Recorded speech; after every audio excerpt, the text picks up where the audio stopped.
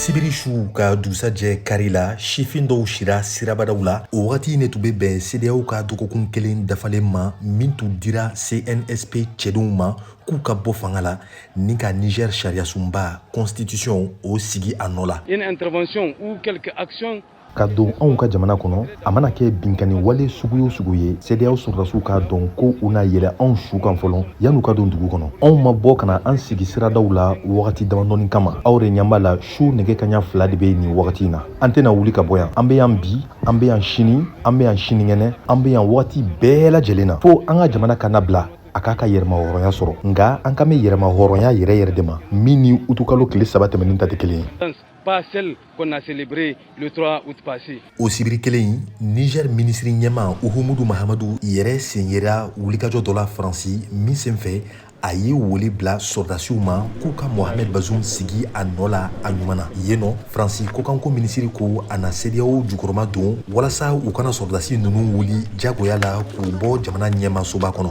Nka CEDEAO yɛrɛ kɔnɔ a bɛna fɔ sikasika bɛ ka fɔlɔ ka don kow la. Jamanadenw ka lasigidenw députéw y'u kan boli daminɛ. Nigeria olu taw ko CEDEAO jamana ɲɛmaw ka kɛlɛ in ko nɛmɛnɛmɛ ni ka taga ni kumaɲɔgɔnya ye fɔlɔ. Sénégal fana olu ka député dɔ y'a fɛla fɔ.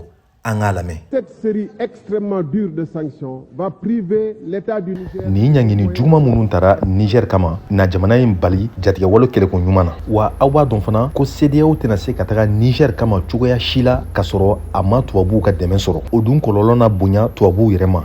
Sabula a na jamanadenw tɔw funteni ni k'u juguya ka ɲɛsin tubabuw bɛɛ ma. Wa bɛɛ k'a dɔn fana nin bingani wale kɔlɔlɔ na an ka jamanadenw fana sɔrɔ minnu bɛ Niger ani CEDEAO tɔw jamanadenw minnu sigilen bɛ Niger, Mali la, Burkina ani Lajinɛ.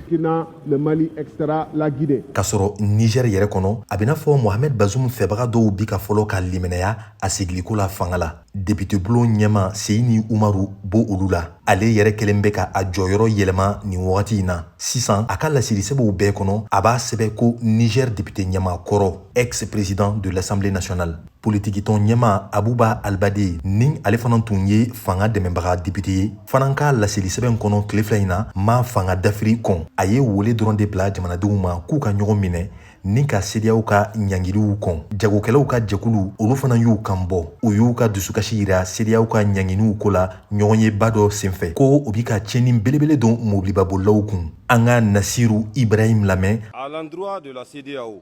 An b'a fɔ CEDEAO jamana ɲɛmaw ye ko u b'u ɲɛtugun gɛlɛyaw caman kan minnu bɛ mobilibabolilaw ani jagokɛlaw sɔrɔ tugutaga siraw la. U b'u ɲɛtugun o bɛɛ kan ka tila ka na nin gɛrɛntɛ ninnu ta k'a sigi anw Niger ka jamanadenw kan ka na dɔ fara bɛɛ ka tɔɔrɔya kan. Nka bi an b'aw ladɔnniya bɛɛ sigilen bɛ ka aw makɔnɔ maa si tɛna bɔ yan hali ni an bɛ to a la de.